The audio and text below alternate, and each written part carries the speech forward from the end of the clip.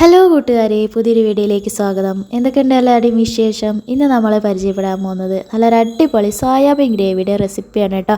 അപ്പോൾ എല്ലാവരും video skip ചെയ്യാതെ കാണാൻ ശ്രമിക്കുക. നിങ്ങൾക്ക് തീർച്ചയായും ഇഷ്ടപ്പെടും.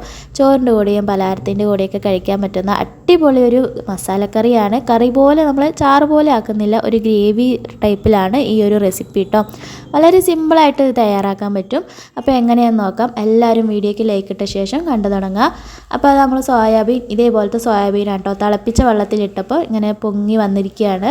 അപ്പോൾ ഇത് അറിയാത്തവർക്ക് വേണ്ടിയിട്ടാണ് ഞാനിപ്പോൾ പറഞ്ഞത്. ഫസ്റ്റ് ടൈമൊക്കെ ഉണ്ടാക്കുന്നവരുണ്ടാവുമല്ലോ, അവർക്ക് വേണ്ടിയിട്ടാണ്. അപ്പോൾ തിളച്ച വെള്ളത്തിൽ ഇത് കുറച്ച് എനിക്ക് എത്രയാണ് ആവശ്യം അത് ഇടുക കേട്ടോ. അപ്പോൾ ഇത് വലിയൊരു സോയാബീൻ്റെയാണ്, ചെറിയ സോയാബീൻ മേടിക്കാൻ കിട്ടും. എന്നിട്ടത് ആറിയ ശേഷം ആ വെള്ളത്തിൽ നിന്ന് പിഴിഞ്ഞ് മാറ്റി വയ്ക്കുക കേട്ടോ. ഒന്ന് നമ്മളിങ്ങനെ കൈ കൊണ്ട് പിഴിഞ്ഞ് മാറ്റി വയ്ക്കണം, അല്ലെങ്കിൽ പിന്നെ അതിൽ മൊത്തം വെള്ളമായിട്ട് നമ്മൾ കറി വയ്ക്കുമ്പോൾ സോയാബീൻ്റെ ടേസ്റ്റ് തന്നെ ഉണ്ടാവില്ല കേട്ടോ. കറിക്ക് തന്നെ ഒരു വെള്ളത്തിൻ്റെ ആ ഒരു ഇതാവും.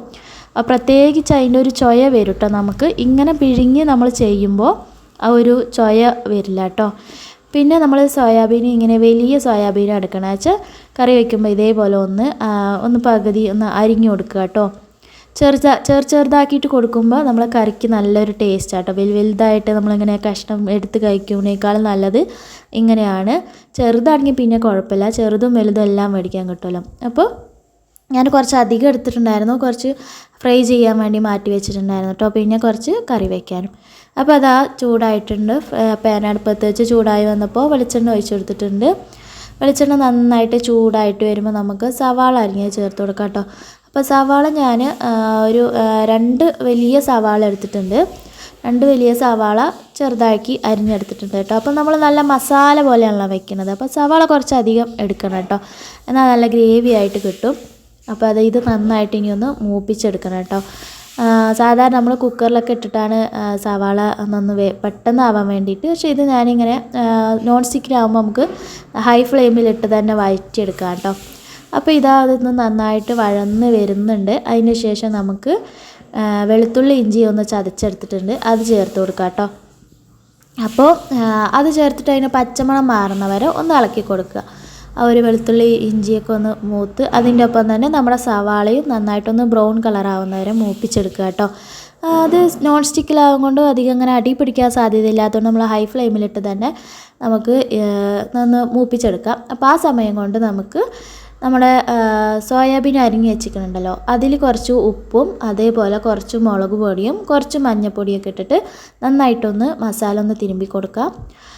അപ്പോൾ ഉപ്പ് ചിലവർ ഇങ്ങനെ നമ്മൾ തിളച്ച വെള്ളത്തിൽ ഉപ്പിട്ടിട്ട് അതിലിട്ട് വയ്ക്കട്ടോ, ഉപ്പ് പിടിക്കാനായിട്ട്. അപ്പോൾ അങ്ങനെ ചെയ്തില്ലെങ്കിൽ ഇതേപോലെ നമ്മളൊന്ന് മസാല ഒന്ന് തിരുമ്പി വെച്ചാൽ മതി. അപ്പോൾ അതിലിങ്ങനെ ഉപ്പ് പിടിച്ചോളും. പിന്നെ നമ്മൾ കറിയിലിടുമ്പോൾ ഒരു കളർ ഇതേപോലെ വെള്ള കളർ പോലെ തോന്നും ചിലപ്പോൾ സോയാബീൻ്റെ ആ ഒരു ഇത് കാണുമ്പോൾ. അപ്പോൾ അത് കാണാതിരിക്കാൻ വേണ്ടിയിട്ട് നമ്മൾ ഇതേപോലെ ഒന്ന് മസാല തിരുമ്പിയൊക്കെ വെക്കുകയാണെങ്കിൽ നല്ല രസമായിരിക്കും കറിക്ക് കേട്ടോ. അതിൽ ഉപ്പും എരിവൊക്കെ പിടിച്ചിട്ട് വെക്കുമ്പോൾ.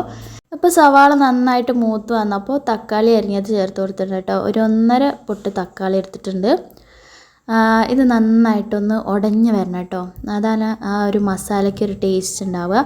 നന്നായിട്ടൊന്ന് ഉടഞ്ഞ് വരാൻ വേണ്ടിയിട്ട് നന്നായിട്ടൊന്ന് മൂപ്പിച്ചെടുക്കാറുണ്ട്. അപ്പോൾ നമ്മളൊന്ന് അടച്ച് വെച്ചിട്ടൊക്കെ ഒന്ന് വേവിച്ചെടുക്കുകയാണെങ്കിൽ നന്നായിട്ട് തന്നെ ഒന്ന് മൂത്ത് കിട്ടും. അപ്പോൾ തക്കാളിയൊക്കെ നന്നായിട്ട് വെന്ത് ഉടഞ്ഞ് കിട്ടിയിട്ടുണ്ട് കേട്ടോ. ഇനി നമുക്കിതിലേക്ക് പൊടികളെല്ലാം ചേർത്ത് കൊടുക്കാം. അപ്പോൾ കുറച്ച് മുളക് പൊടി ചേർത്ത് കൊടുക്കാം. കാശ്മീരി ചില്ലിയാണ് കേട്ടോ. അപ്പോൾ നല്ലൊരു കളറും നല്ലൊരു തിക്കൊക്കെ കിട്ടും ഈ ഒരു നമ്മുടെ ഗ്രേവിക്ക്. കുറച്ച് മഞ്ഞൾപ്പൊടി, പിന്നെ കുറച്ച് ഗരം മസാലപ്പൊടി, അതൊക്കെയാണ് ചേർത്ത് കൊടുക്കുന്നത്. ഗരം മസാലപ്പൊടി നമ്മൾ മേടിച്ച ആ ഒരു പൊടിയാണ് കേട്ടോ, അതുകൊണ്ട് ഇത്രയും തോനെ ചേർത്ത് കൊടുക്കുന്നത്. പൊടിച്ച പൊടിയാണെങ്കിൽ ഒരല്പം മതിയാവും കേട്ടോ, കുത്തനെ ചോയ വരാൻ പാടില്ല. പിന്നെ കുറച്ച് കുരുമുളക് പൊടിയും ചേർത്ത് കൊടുക്കുന്നുണ്ട് കേട്ടോ. അപ്പോൾ നിങ്ങളുടെ എരിവിനനുസരിച്ച് കൂട്ടി എടുക്കാം കേട്ടോ, നല്ല ടേസ്റ്റ് ആയിരിക്കും കുരുമുളക് പൊടി എടുത്താൽ. പിന്നെ ഒരല്പം മല്ലിപ്പൊടിയും ചേർത്ത് കൊടുക്കുന്നുണ്ട്. ഇനി ഈ മസാലയൊക്കെ നന്നായിട്ടും ഒന്ന് മൂപ്പിച്ചെടുക്കാം കേട്ടോ. നന്നായിട്ട് ഈ പൊടീൻ്റെ പച്ചമണം മാറുന്നവരെ ഒന്ന് മൂപ്പിച്ചെടുക്കുക. ഒന്ന് സിമ്മിലിട്ടിട്ട് നന്നായിട്ടൊന്ന് മൂത്ത് വന്നോട്ടെ. അപ്പോൾ നമ്മുടെ മസാലയൊക്കെ ഇതാ നന്നായിട്ട് മൂത്തൊന്ന് കളറൊക്കെ മാറി വന്നിട്ടുണ്ട്. നമ്മൾ വെള്ളം ഒഴിച്ചു കൊടുത്തിട്ടില്ല കേട്ടോ. ഇനി ഇതിലേക്ക് തന്നെ നമ്മൾ ഡയറക്റ്റായിട്ട് നമ്മൾ മസാലയൊക്കെ തിരുമ്പി വെച്ച സോയാബീൻ ഉണ്ടല്ലോ അത് ചേർത്ത് കൊടുക്കുകയാണ്. അപ്പോൾ ചെറുതായിട്ട് ഇങ്ങനെ അരിഞ്ഞെടുക്കുമ്പോൾ തന്നെ നല്ലൊരു ടേസ്റ്റ് ആട്ടോ നമ്മുടെ ഗ്രേവിക്ക്. നല്ല ഭംഗിയാണ് കാണാനായിട്ട്. വലുതായിട്ട് ഇങ്ങനെ കിടക്കുമ്പോൾ ഒരു കാണാൻ തന്നെ ഒരു രസം ഉണ്ടാവില്ല കേട്ടോ. അപ്പോൾ ഈ മസാല എല്ലാം അവിടെ പിടിക്കുന്ന രീതിയിൽ നന്നായിട്ടൊന്ന് ഇളക്കി കൊടുക്കുക. നമ്മളിപ്പോൾ വെള്ളമൊന്നും ഒഴിച്ചു കൊടുക്കേണ്ട ആവശ്യമില്ല കേട്ടോ. കാരണം ഇതിൽ വെള്ളമുണ്ട്. നമ്മളൊക്കെ ചിക്കനൊക്കെ വേവിക്കുമ്പോൾ എങ്ങനെയാണ് അതേപോലെ തന്നെ നമ്മൾ വെള്ളത്തിലിട്ടിട്ടാണല്ലോ. അപ്പോൾ ഇതൊന്ന് വെള്ളം ഉറന്ന് വരുന്ന വരെ ഒന്ന് ഹൈ ഫ്ലെയിമിലിട്ടിട്ട് എത്ര വെള്ളം ഉണ്ട് നോക്കിയിട്ട് പിന്നീട് നമുക്ക് വെള്ളം ഒഴിച്ചു കൊടുക്കുക. ഒന്ന് മസാല ഒന്ന് പിടിക്കാവുന്ന രീതിയിൽ കേട്ടോ. ഒരു 2 മിനിറ്റ് വെച്ച് കൊടുത്താൽ മതിയും. അത് കഴിഞ്ഞിട്ട് ഇങ്ങനെ തുറന്ന് നോക്കിയിട്ട് ഒന്ന് നന്നായിട്ടൊന്ന് ഇളക്കി നമ്മൾ ഉപ്പ് സോയാബീനിൽ ചേർത്ത് കൊടുത്തിട്ടുണ്ട്. പിന്നെ ഗ്രേവിക്കുള്ള ആ ഒരു ഉപ്പ് മാത്രം ചേർത്താൽ മതിയാവും കേട്ടോ. ഇനി നമുക്ക് ആവശ്യത്തിനുള്ള വെള്ളം ഒഴിച്ചു കൊടുക്കാം. അപ്പോൾ വെള്ളം ഒഴിച്ചു കൊടുക്കുമ്പോൾ ഒരുപാടൊന്നും വെള്ളം ഒഴിച്ചു കൊടുക്കണ്ട കേട്ടോ. നമ്മളൊരു ഗ്രേവി പരുവത്തിലാവാൻ വേണ്ടിയിട്ടുള്ള വെള്ളം അതൊന്ന് സിമ്മിലിട്ടിട്ടൊന്ന് നമ്മളൊന്ന് നന്നായിട്ടൊന്ന് തിളപ്പിച്ചെടുക്കുക. ആ ഗ്രേവിയൊക്കെ ഒരു സോയാബീനിലൊക്കെ ഒന്ന് പിടിക്കാൻ വേണ്ടിയിട്ടുള്ള ആ ഒരു വെള്ളം കേട്ടോ. ഒരുപാട് കറി പോലെ ആക്കുന്നില്ല ഈ ഒരു ഇത്.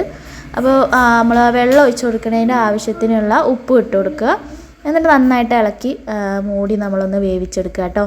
അപ്പോൾ ഇതാ കുറച്ച് നേരം ഒന്ന് തിളച്ചതാണ്. അപ്പോൾ ഇതാ നമ്മൾ ഗ്രേവിയൊക്കെ കറക്റ്റ് ആയിട്ടുണ്ട് കേട്ടോ. ആയിട്ടില്ല. ഇനി നമ്മൾ ഒന്ന് മീഡിയം ഫ്ലെയിമിലിട്ടിട്ട് ഇത്ര നേരം ഒന്ന് വേവിച്ചെടുത്തത്. ഇനി നമുക്കൊന്ന് ലോ ഫ്ലെയിമിലിട്ട് കുറച്ച് നേരം ഇതേപോലെ വെച്ചാൽ ആ ഒരു മസാലയൊക്കെ പിടിക്കുമ്പോൾ നല്ലൊരു ടേസ്റ്റ് ആയിരിക്കും ഈ ഒരു കറിക്ക്. അപ്പോൾ ഇതാ കുറച്ച് നേരം കഴിഞ്ഞിട്ട് തുറന്നു നോക്കി നമ്മുടെ ഫ്ലെയിമൊക്കെ ഓഫ് ചെയ്തിട്ടുണ്ട്. നല്ലൊരു അടിപൊളി സോയാബീൻ ഗ്രേവി മസാലക്കറി ഇവിടെ റെഡി ആയിട്ടുണ്ട് കേട്ടോ. ചോറിനും പലഹാരത്തിനൊക്കെ അടിപൊളി ടേസ്റ്റ് ആയിരിക്കും. നമ്മളിത് ചൂടാക്കി കഴിക്കുന്തോറും നല്ലൊരു ടേസ്റ്റ് ആയിരിക്കും കേട്ടോ. ഈ ഒരു മസാലയ്ക്ക് സൂപ്പർ ടേസ്റ്റാണ്. അപ്പോൾ എല്ലാവരും ഇതേപോലെ ഒന്ന് ട്രൈ ചെയ്ത് നോക്കിയിട്ട് കമൻ്റ് അറിയിക്കാനും മറക്കരുത്. അപ്പോൾ വീഡിയോ ഇഷ്ടപ്പെട്ടാൽ മറക്കാതെ ലൈക്ക് ചെയ്യുക. ചാനൽ ആദ്യമായിട്ട് കാണുന്ന കൂട്ടുകാരുണ്ടെങ്കിൽ ഒന്ന് സബ്സ്ക്രൈബ് ചെയ്ത് സപ്പോർട്ട് ചെയ്യണേ. മറ്റൊരു അടിപൊളി വീഡിയോ ആയിട്ട് വീണ്ടും കാണാം. Thank you for watching. By.